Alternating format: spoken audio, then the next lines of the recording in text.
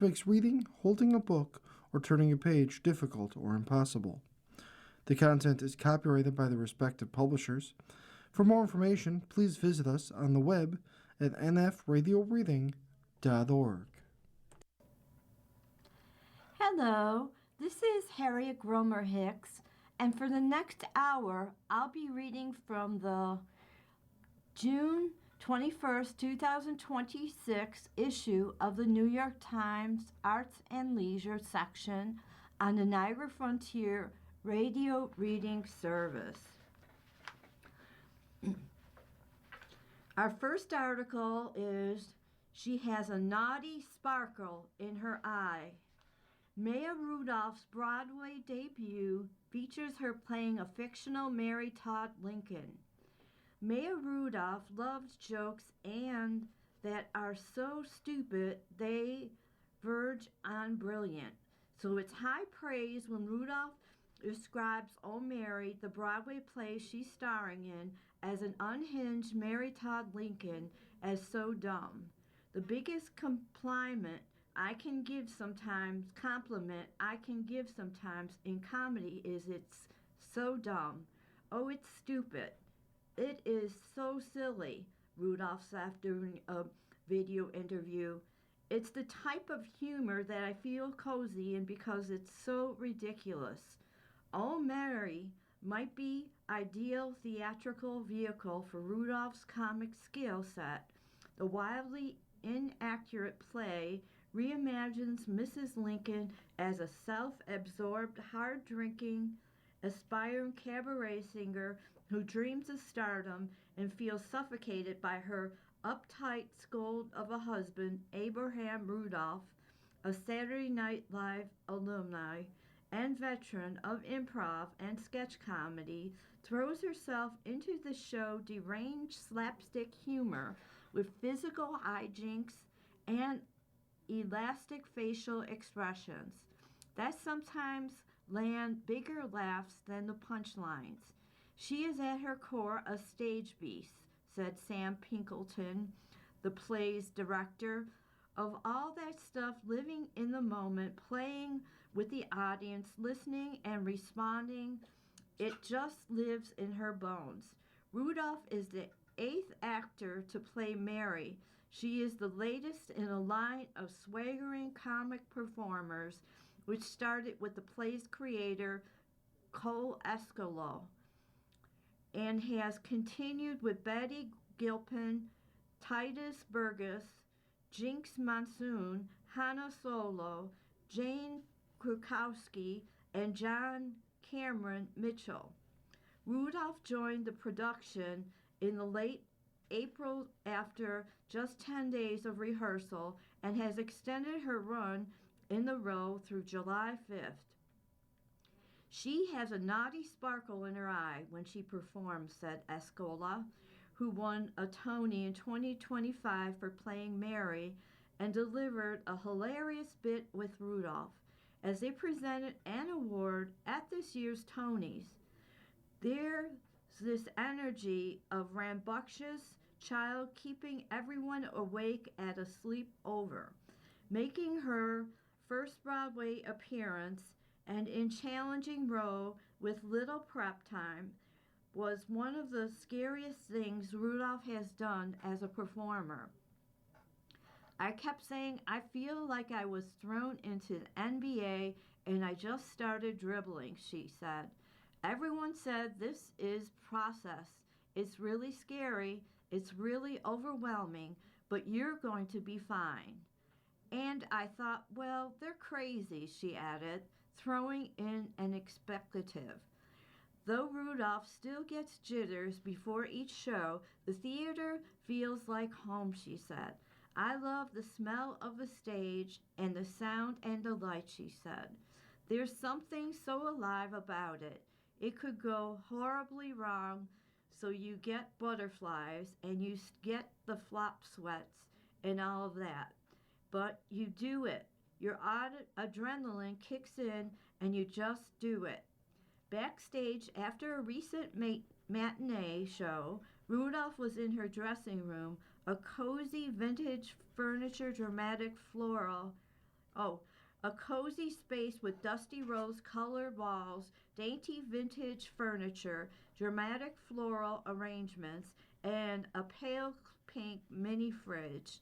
The room was decorated for Escola by the actor Amy Sedaris and has remained almost untouched through the reigns of the subsequent Marys. A powder pink floral themed boudoir fit for the diva. Rudolph, who is 53, had changed out of her costume and was wearing a roomy button-down shirt and matching wide-leg pants that looked like an elegant pajama set. She hadn't bothered to take off her stage makeup. She was going back on for an evening performance in less than 3 hours, and she does her own makeup. You gotta do your own on Broadway, kid, she said. The audience had been lively that afternoon, more animated than your usual matinee crowd.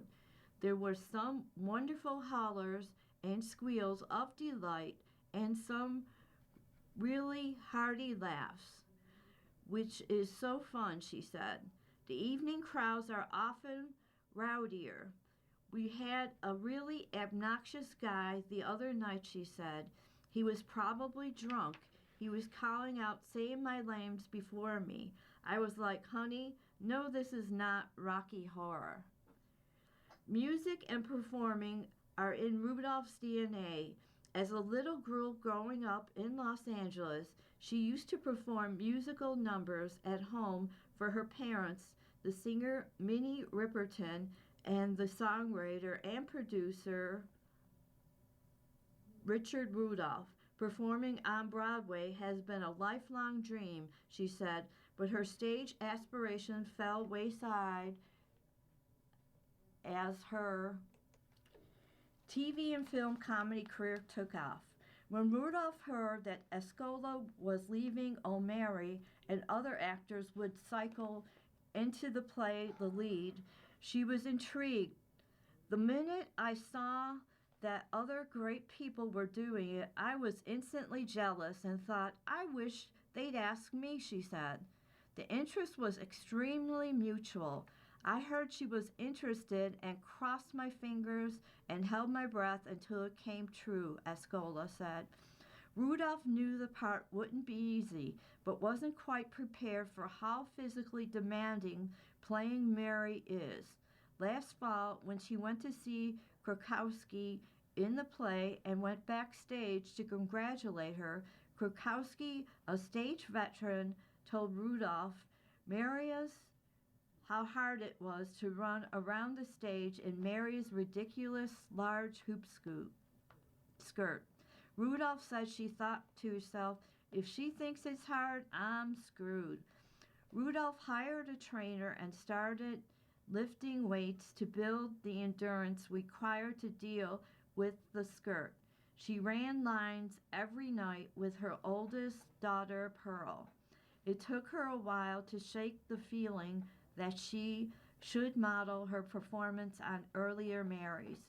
My first thought, and I actually struggled with this quite a bit in rehearsal, was, how do I do what they did, she said. I remember saying, I can't find my voice.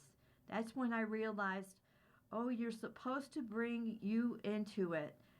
That's why you're here. The character cracked up for her while reading one of Mary's more reflective speeches. Delivering the lines, she realized that Mary drinks to excess and acts out because she feels caged and is never allowed to be herself. There's so much deep sadness in this character, and I love playing stuff for comedy, but what I find really compelling is how trapped she is, how stuck she feels, Rudolph said. At first, Rudolph worried that her occasionally serious take on the character wouldn't land. I wondered, do they think that I'm treating this like the Cherry Orchard or like, well, Maya's out there doing a Meryl Streep version of Oh Mary? But it's in the words of the play, she said. I was sort of waiting for someone to say, don't do that, but no one did. So I'm still doing it and sort of hoping that that's okay. Pinkerton said he expected Rudolph to be hilarious, but was surprised and thrilled when she brought out the character's melancholy side.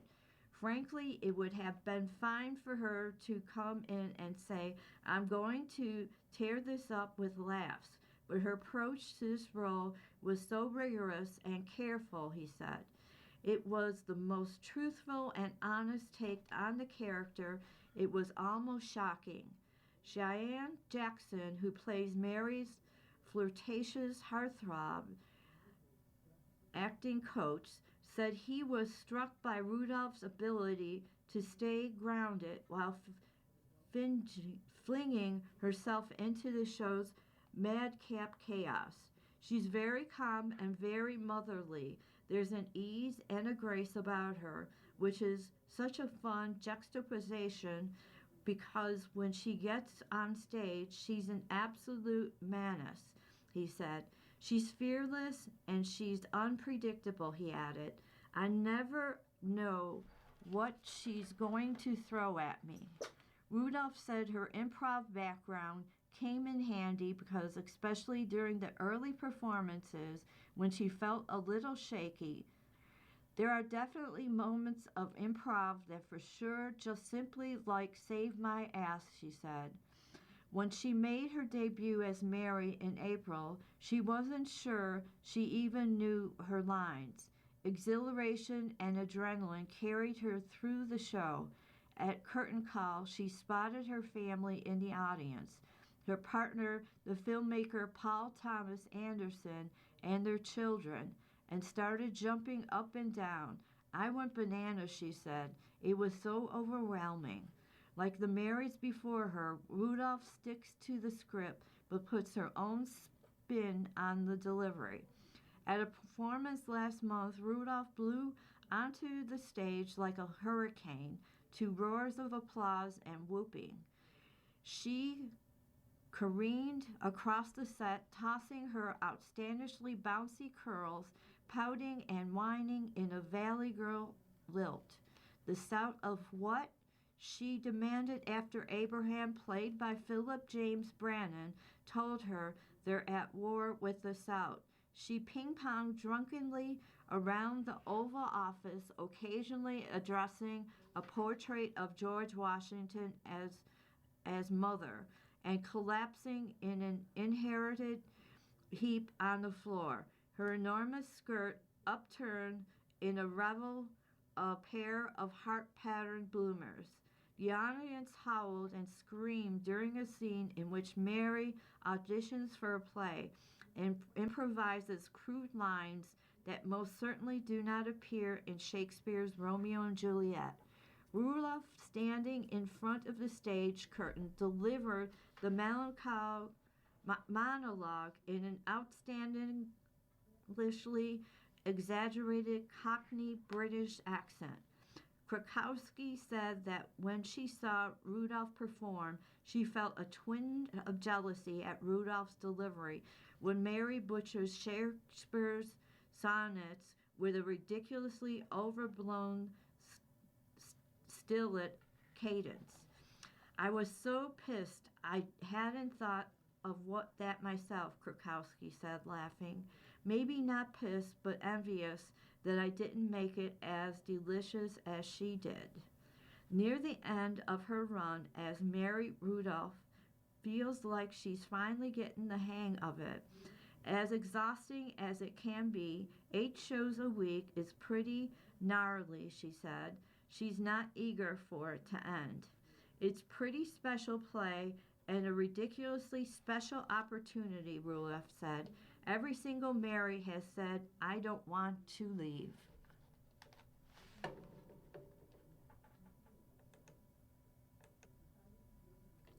Our next article, Olivia Cooke's Happy Place is not like CBS.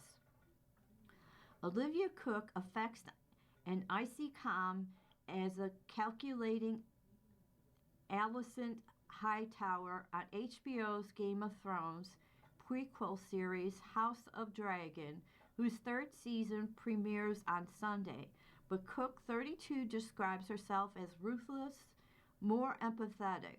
I hope I take other people's circumstances into account a bit more than she does, the actress said in a video call from her home in London.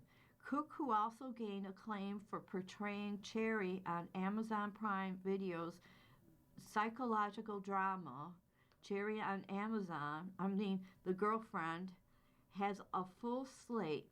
She's next play woman whom Alden Ehrenreich's character meets an entrained in crime thriller, Switzerland, and then feminist foil to lusty vampires' matrimonial designs in the gothic horror thriller Brides.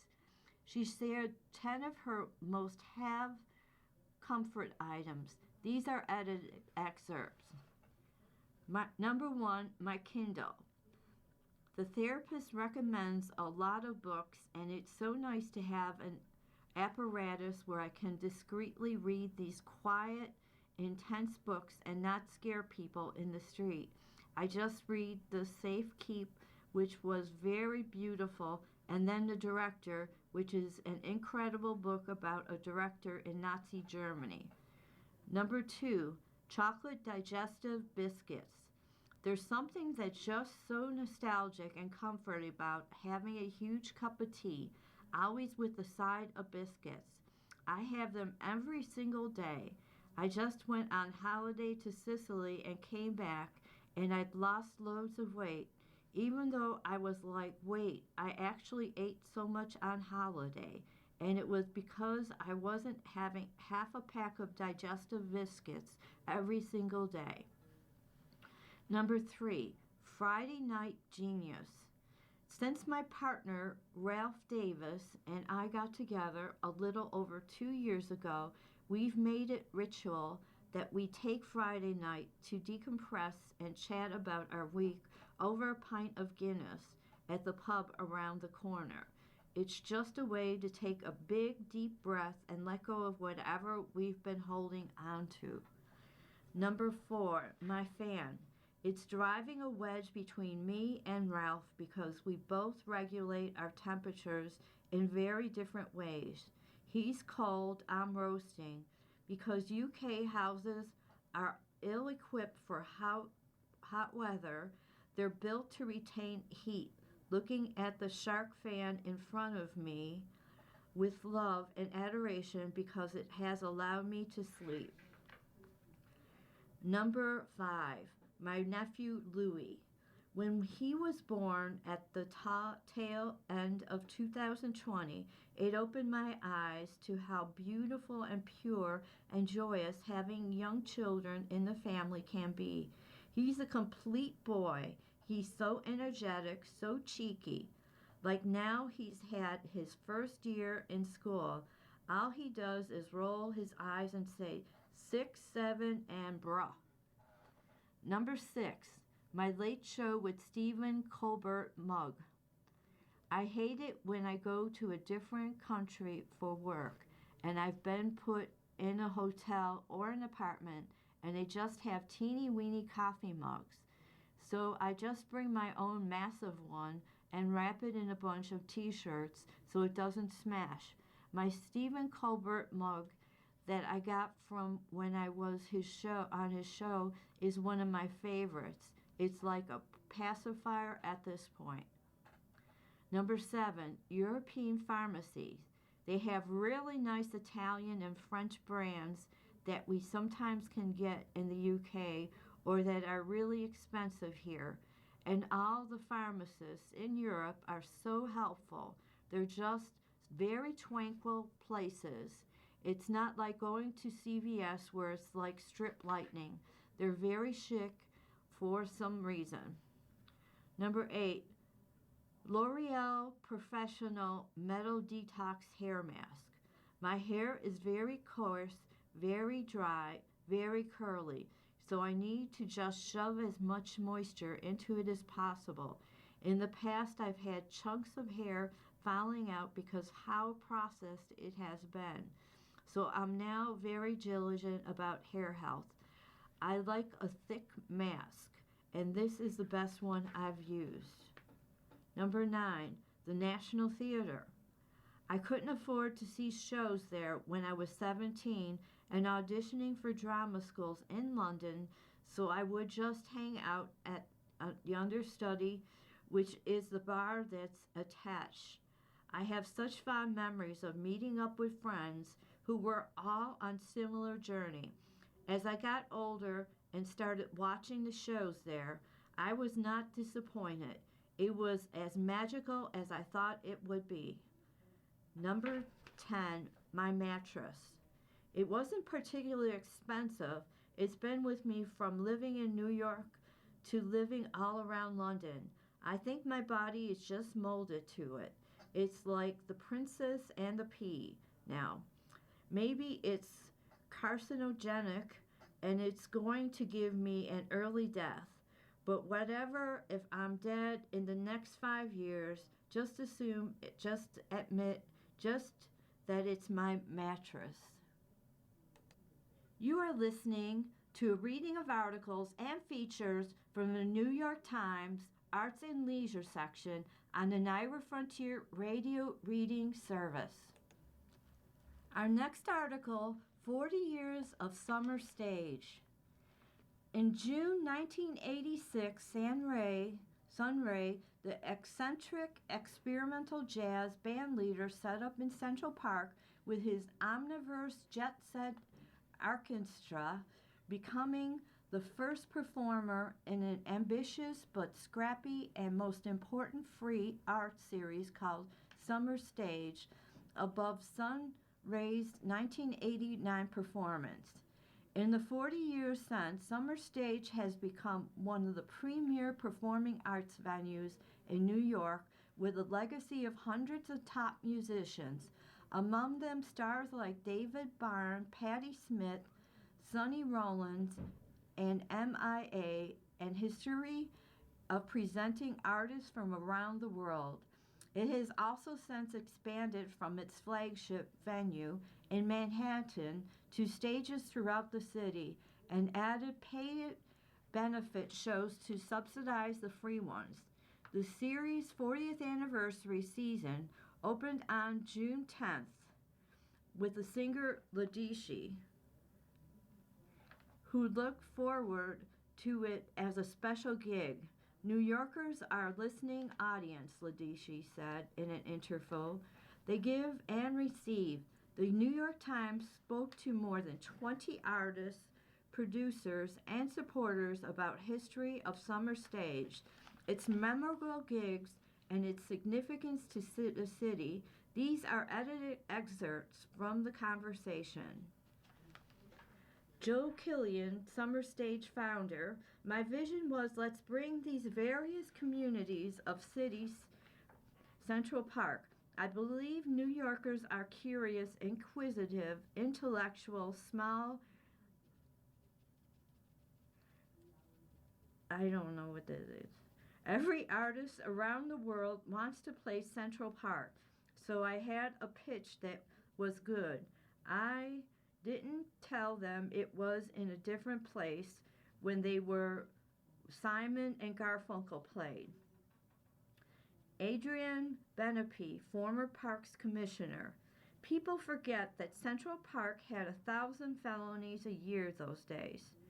We understood that to make the park safe and to displace negative uses of public space, you had to fill the park with positive uses. Killian. In the first seasons, the shows were at 3 o'clock on Saturday and Sunday. The police would not allow anything there at night because they couldn't guarantee security. Yusuf Endor. I had toured with Peter Gabriel and always hoped that I would have another opportunity to play for audience in New York. Our Summer Stage concert was the fulfillment of that hope. It was a crucial doorway for our music, an opportunity to have it heard. Patti Smith, it was the first public performance I had done since '79, and I just didn't know what people would think. I really didn't know what my status was, and one point I just froze, and I looked over to my right, and there was my brother, Todd, and my husband, Fred, standing together. Toddy, who is the head of my crew in the '70s, my loyal knight, was spurring me on. And Fred, I could feel the empathy from him. The two of them were wordlessly sending me strength. I never dreamed that the two of them would be dead on a little more than a year. In my mind, I seemed to like there was a sea of people. Actually, it might have been a few thousand, but it just seemed like all the New York was there. The people were there for me, and what a great place to be welcomed back from Central Park. Thurston Moore, the idea of putting an experimental rock band with an experimental jazz group, that was really special. For me, it reflected what you would read about happening at the Grand Ballroom in Detroit in the '60s, where people like Pharoah Sanders and Archie Shepp would be playing on the same stage with the Stooges and the MC5. By the '90s, things had become so culturally factionalized, so to come together with a jazz group and a rock group, it's not entirely radical, but it was perfect pairing in a way.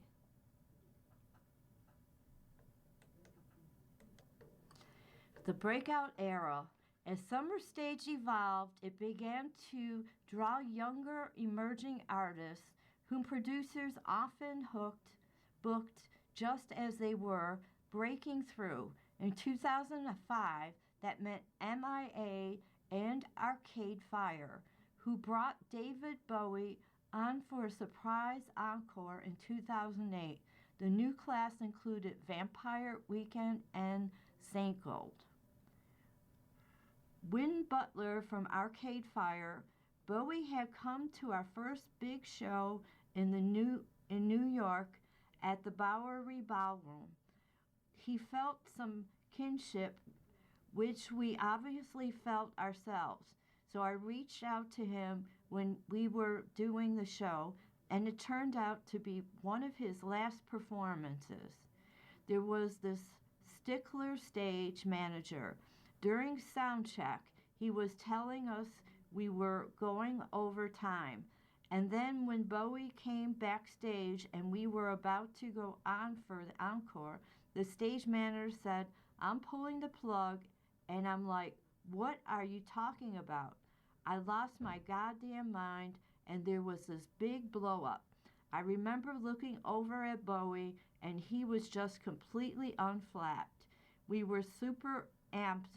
The heart rate was like a million. We played Queen Bitch, one of my favorite Bowie songs, fast and punk. This was the funeral tour, and we were all in our black funeral clothes, and Bowie comes out wearing a white suit and white fedora, sort of like an angelic figure. It was very dramatic. Ezra Koenig from Vampire Weekend. That was the biggest show we'd ever played at the time. There was something about playing Summer Stage that felt like our first show was a real band with a real career. It felt like the culmination of all the work and all the things that had happened by that point. The album coming out, playing SNL. In a way, I think the Broadway Ballroom was kind of where I'd always hoped to play as a musician, and Summer Stage was probably a step beyond my wildest dreams. St. Gold. At that point in my career, I was still noticing who was coming in the shows.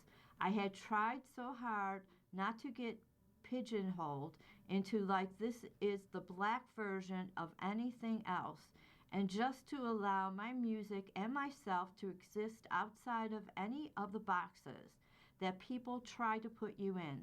This was the beginning of the era of no genre, and the diversity of the Central Park crowd was really exciting to me. That was one of the main shows where I was like, oh wow, everybody's out there. Fine with the dark and the rain. For all the serendipity of Summer Stage, its open air location has added an element of unpredictability to shows over the years. David Byrne. I remember our Rio Mumo show in 1990 with Margaret Menzies as both opening act and background singer.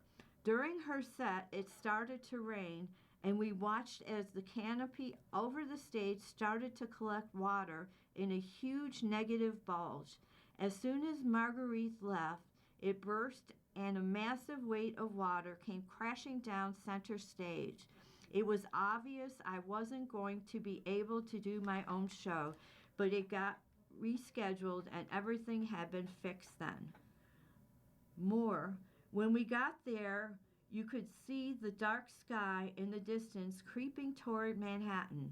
Sunray Orchestra played before us, and a quarter of the way through their set, the black sky separated and the sun started peeping through. Sunray was in a wheelchair at this point, not really speaking, and I remember kneeling next to him and looking at his orange beard. How cool is this guy, I said. Thank you for bringing the sun out. All he could do was smile. Koenig. I remember feeling a bit nervous, and there was a question whether the show was going to go on. But in the end, the rain made the show so much more memorable. We had a pretty party that night, which I'm pretty sure was at Santos Party House.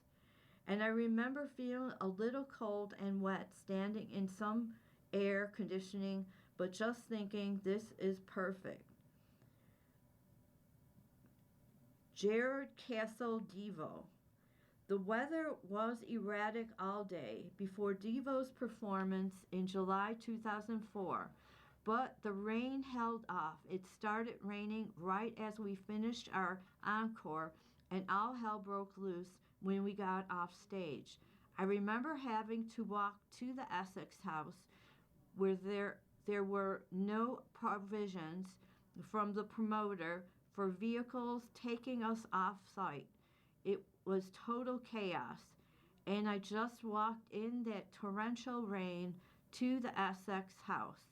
But once you give up, it was kind of fun in a way because it was warm rain. On August 14, 2003, the Indigo Girls had just completed a sound check when shortly after 4 p.m., the city lost power in a sweeping blackout. They went on with the show. Emily Saris of the Indigo Girls. It wasn't that far after 9/11 in our collective memories, and so when the power went out, there was a moment of what does this mean? Amy Ray of the Indigo Girls. The promoter was scrambling backstage, and we were like, is there a way we can play anyway? Everybody's already here. We have this much generator power, and we can play this long for a set. It just seemed like a moment to seize. And in the Summer Stage fashion, they were completely down for whatever, since we had only so much power. We'd sacrificed having a lot of lights to have more sound. We played for like 45 minutes, and the crowd was super enthusiastic and super fun. and then everybody filed out of the park quietly. I wrote a song about it, Fine with the Dark. Sailors, I'm writing a song about it now. Music of the world, music of the city. From the start, Summer Stage prioritized music from around the world, inviting African musicians like Lady Smith, Black Mambazo, and Baba Mal, as well as artists from Brazil and the Caribbean. By 1996, DJ Rekha, a New Yorker of Punjabi descent, was putting on regular dance nights. Noor, I was super excited coming on stage. It was a vibe. We were wearing our traditional stage outfits, including special boots made in Sangal and Fune, Tenaged hats like on the cover of my album, and my grace. I think it was perhaps the concert where I really began to see that our music could be heard by a wider audience outside Africa. At the time, music from countries like ours had perhaps never before been showcased in just this way. Femi Kuti, of the crowd, if the crowd loves you, it's a big stepping stone to going to other states in America. And if you have a great concert, you'll be back there like me. Central Park, this was one of the performers that gave African music exposure. I've had a couple of instances where my musicians ran away into America.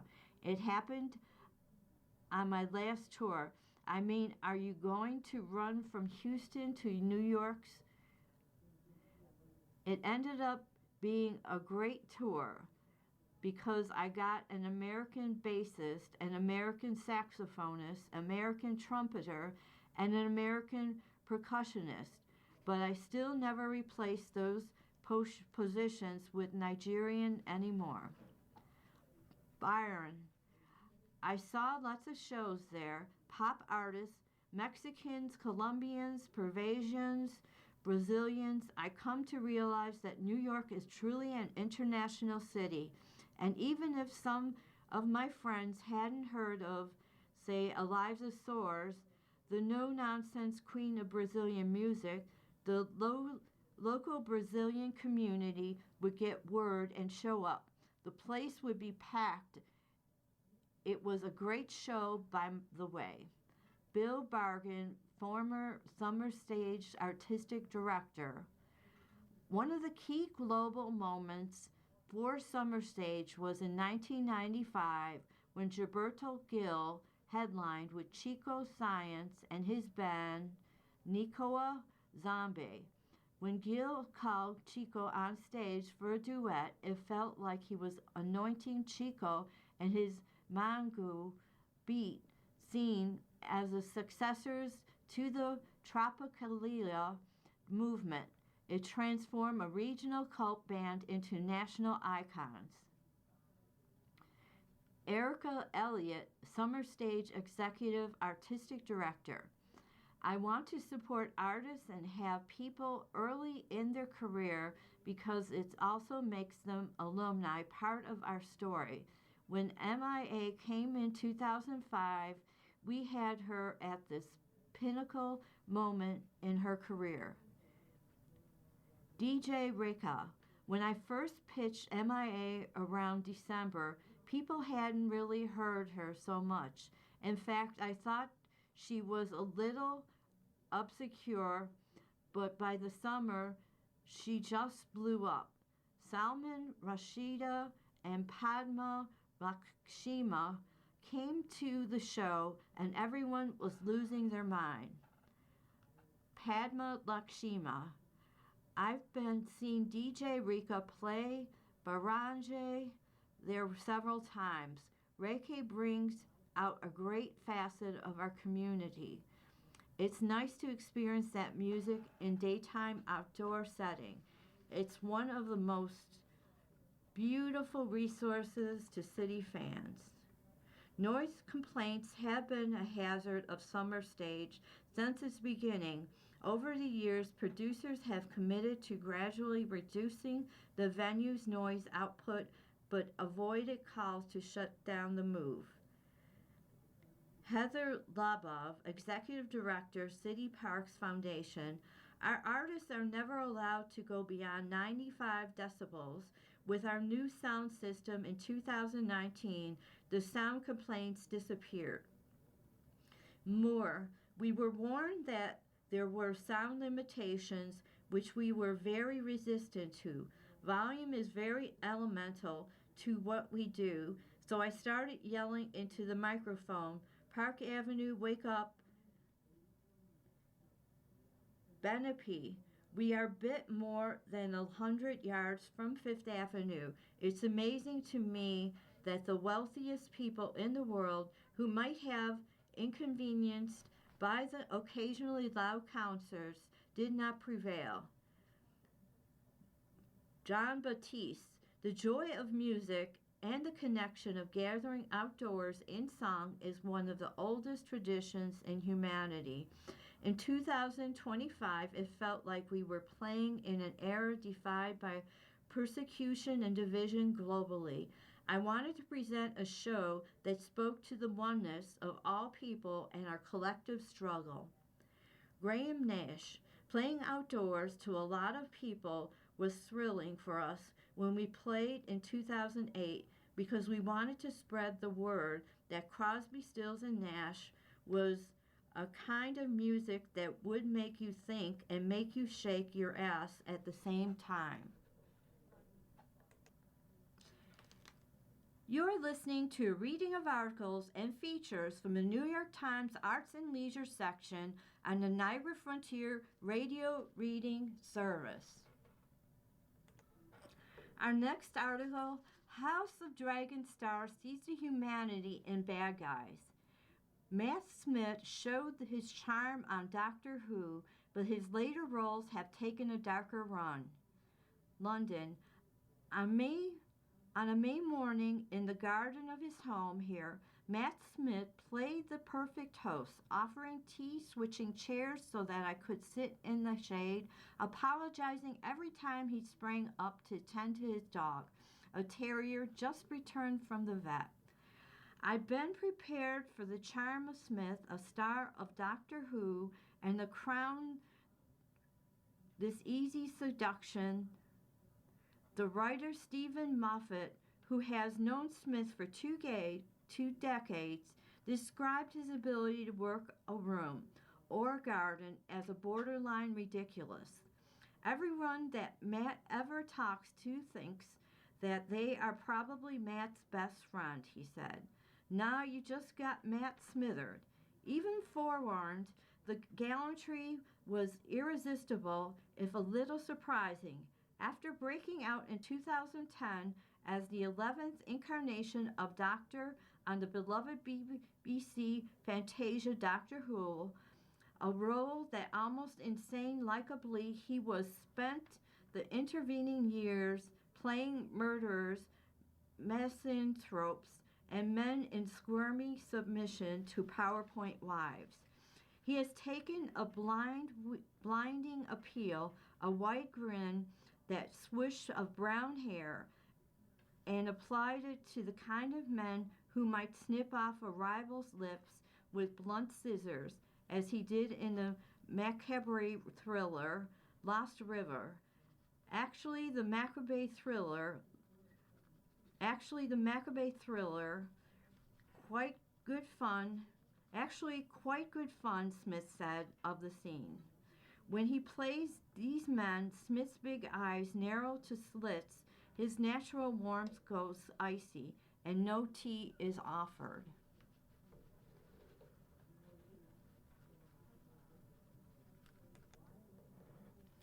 And yet he makes you care for these baddies, to see them as wounded even as they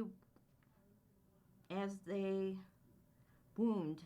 He has a way of playing the injury, of burrowing into the rawest parts of any role. Moffat again If he's a serial killer, you think he probably had a good reason. On House of Dragon, the Game of Thrones prequel that returns to HBO before its third season on Sunday, he plays Daemon Targaryen, a silver-haired prince who kills these ease and unconcerned, blood-spatter looks great on him. In Smith's hands, Damien is nearly sympathetic. Certainly Smith sympathizes with him. He feels for all the men he plays despite the terrible things they do. I do definitely fight their corner, he said. He noted one reasonable exception, Charles Manson, whom he portrayed in the 2018 film Charlie Says.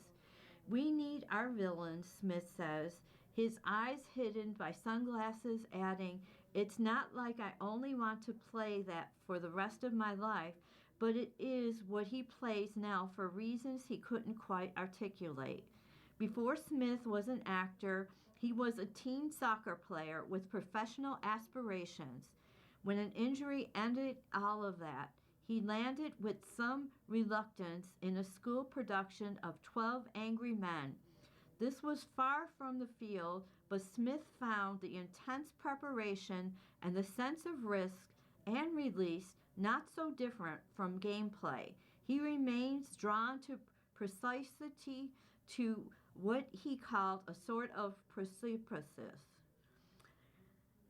When you watch the Olympics and someone wins by the space of a fingernail, you're trying to recreate that feeling in drama, Smith said. The passion he once brought to soccer, he infused into performance, creating what infused into Kieran Gillen, his Doctor Who co-star, called absolutely relentless approach to acting, almost athletic. Duncan Macmillan, a playwright who has known Smith for decades, noted his distinct physicality. He can be very, very still, but you don't want to take your eyes off of him, Macmillan said, because he's got a kinetic energy to him. Smith soon joined the National Youth Theatre, a training ground for generations of English actors. He began working professionally while studying drama and creative writing at the University of East Anglia, appearing in a play at the Royal Court and another by Simon Stevens that transferred eventually into the National Theatre. A role the 2007 BBC drama Party Animals followed. A year or two after that, he was brought in for first of many auditions, the Doctor in the Doctor Who. Smith inherited the role from David Tennant, one of the franchise's most adored stars. He's had big-time jumping shoes to fill. He was significantly younger than any previous Doctor and less experienced, but Moffat, the show's writer, saw him as a natural fit, ageless character. There was something ancient in the eyes, Moffat said. I used to say that he looked like a young man built by old men from memory. Gillen noticed that quality in their first chemistry read. It was like meeting the coolest young guy and the oldest, weirdest alien, she said. Smith, who was just 26 when his casting was announced, felt overwhelmed by the role, but he held his nerve. Doctor Who, which can veer from comedy to drama to fantasy, was both a showcase and a finishing school, giving him a taste of nearly every genre. It also made him, at least in England, very famous and very loved. Days after his final season wrapped, he began dismantling his heroic reputation. His first post-Who project was musical adaptation of the American Psycho. He starred as Patrick Bateman, the titular Psycho. Definitely actively went I want to go and play bad guys, he said. He is not transformational actor. He has a face and an effect that don't alter easily, but he wanted to push his inherent likability to its limits. I've always been interested in the element of surprise, even to yourself, he said. His next major role was a young Prince Philip on the Crown Netflix's unmarket man Philip on the Crown Netflix's upmarket Montclair drama Philip Royal Consort to Queen Elizabeth II, and not perhaps a villain or a psycho, but he had a reputation in his later years as a bumbler, a racist. Still, Smith found him not so different from the Doctor or from Patrick Bateman. They're all sort of misunderstood outsiders, he said. This seems a stretch for Philip in particular, but sitting in the garden, haying been thoroughly smothered, I believe it. I also believed him when he said his attraction to these darker characters was artistic rather than specifically personal. Even as a personal is something Smith does not care to discuss. There's a kernel of something private, even somber, under the suave exterior, and there are elements of his work and would prefer to remain occult. It's important to keep those things secret, he said, when asked about the specific emotions he brings to Demon. The role, another anti-hero, and a very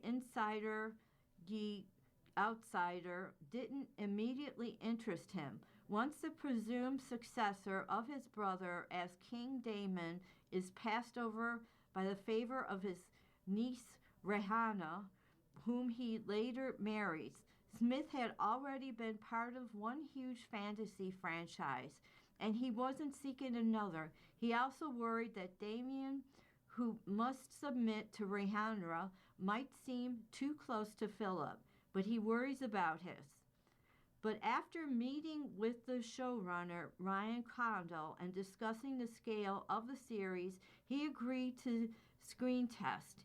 He was attracted to what he called Damon's gift for poetry and destiny and fatalism and romance, and I suppose sort of psychopathic lust for violence.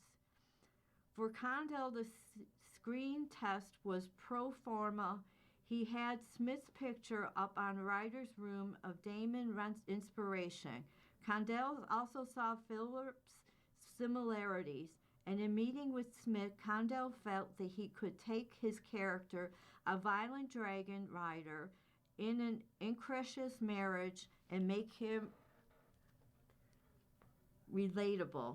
He was charismatic and had this dark edge to him, but was also very vulnerable, Condell said. He can bring the quality that will keep you interested and invested even when he is ordering the killing of a child. In Damien, Smith felt that sense of risk that precipitates. Damien is a killing machine who sees himself as sane and loyal, a man of complete conviction. The job is to make people recognize all of these things, not just this slight version of him, but the bad guy, Smith said. He's selfish, he's violent, he's sadistic at times, but he's also a human being. Emma Darcy, who stars opposite him as Rihanna, was already a fan, having once waited all day unsuccessfully for American Psycho tickets.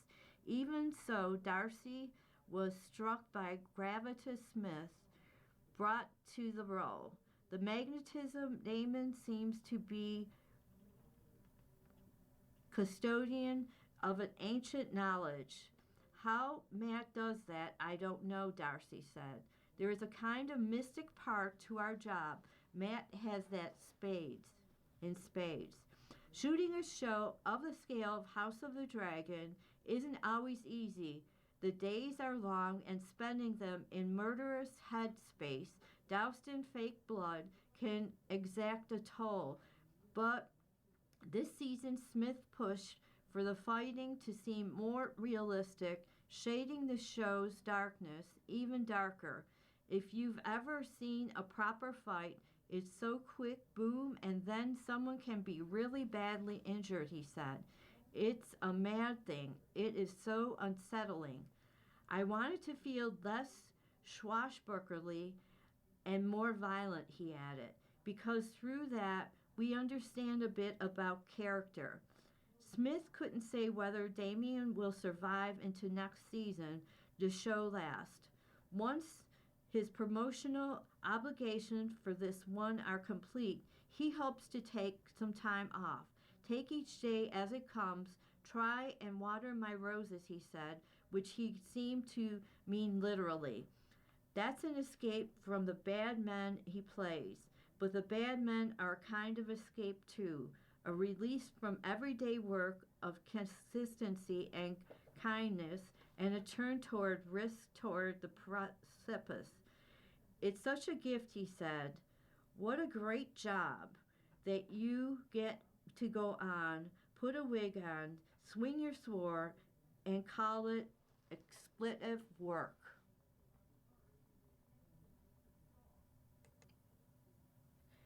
You've been listening to a reading of articles and features from the June 21st, 2026 issue of the New York Times Arts and Leisure section. We read from the New York Times Arts and Leisure section every Sunday at 3 p.m. Your reader has been Harriet Gromer Hicks. Thank you for listening. Coming up next in the Niagara Frontier Radio Reading Service, we have the re-airing of this morning's Buffalo News. Following that at 6 p.m. is the Buffalo News Viewpoints. Stay tuned for this reading and more throughout the day.